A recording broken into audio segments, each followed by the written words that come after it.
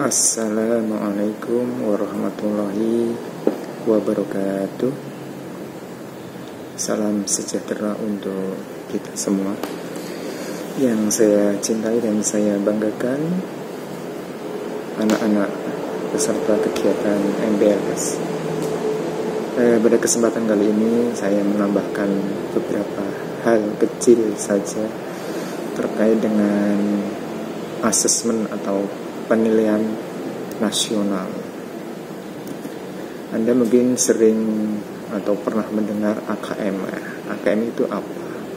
Anak-anakku yang berbahagia, sebelum berbicara tentang AKM, sebenarnya ada satu hal yang sangat krusial, yaitu terkait dengan mutu. Istilah mutu ini sering kita dengar. Mungkin beberapa pemahaman atau arti mutu itu disamakan dengan kualitas. Ada yang menyebut juga derajat, ada yang menyebut juga tingkatan, ada yang menyebut juga standar. Jadi contoh yang lebih sederhana, misalnya ketika Anda semua masuk ke Alfamart atau Indomaret, hampir dari seluruh yang kita masuki dari wilayah A sampai wilayah B, settingannya sama, standarnya sama. Terus contoh lagi, misalnya Anda masuk ke rumah makan Padang, hampir juga standar rasa dan standar harganya juga sama. Itulah bahasa sederhana dari mutu, atau tadi yang saya sebut sebagai kualitas, atau juga disebut juga dengan tingkatan.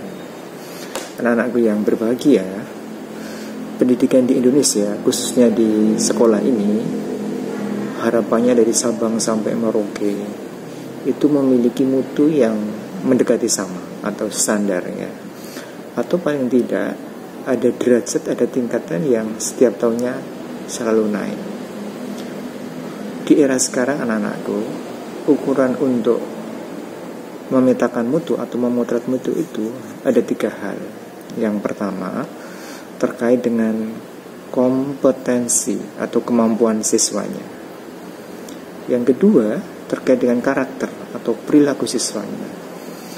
Yang ketiga terkait dengan pengembangan budaya di sekolah.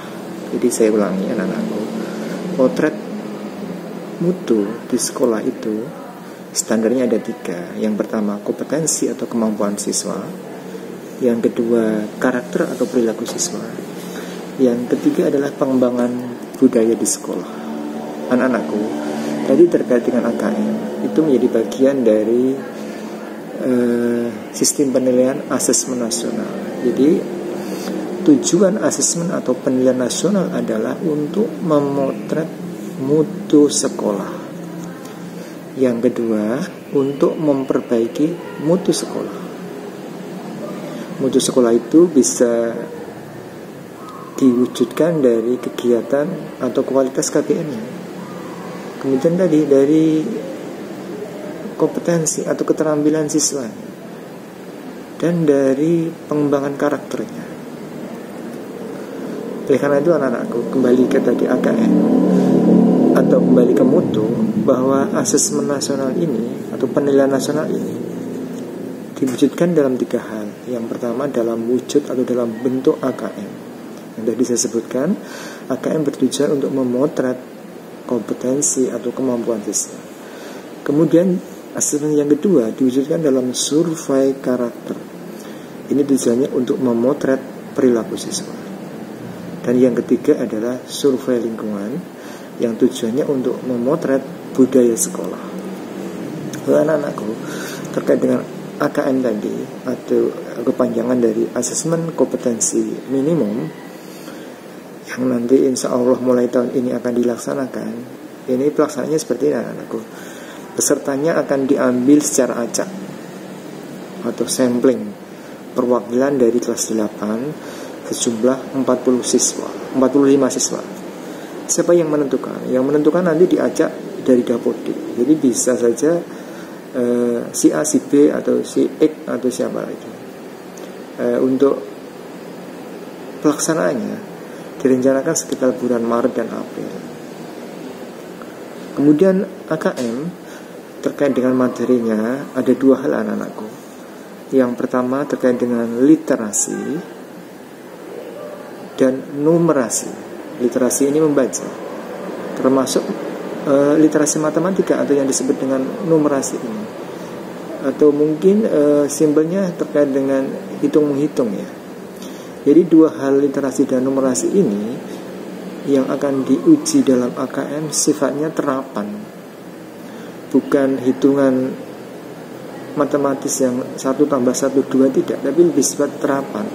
Kemudian terkait juga dengan hal-hal yang bersifat logis yang perlu dinalar. Kemudian hal-hal yang sistematis yang lebih simpel, sederhana begitu.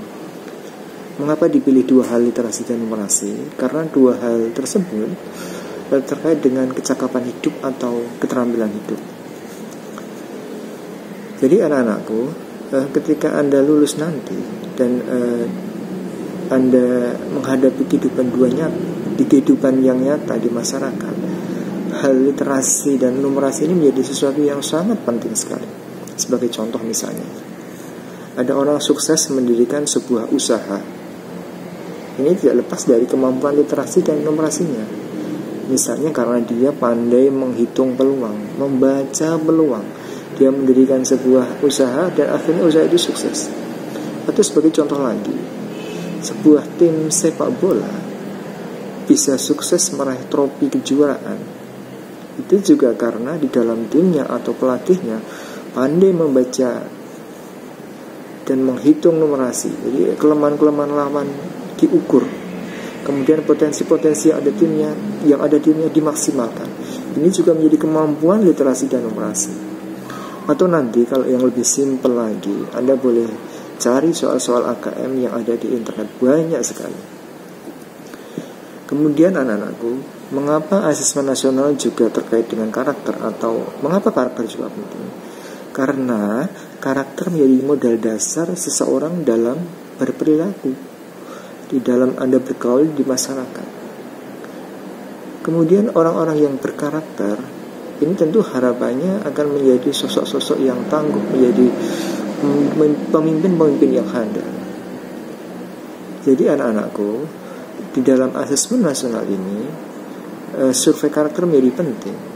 Jadi harapannya Anda bisa menjadi pelajar, menjadi siswa-siswa atau menjadi generasi yang berpancasila, atau konteks sederhananya Anda terwujud sebagai pelajar berpancasila.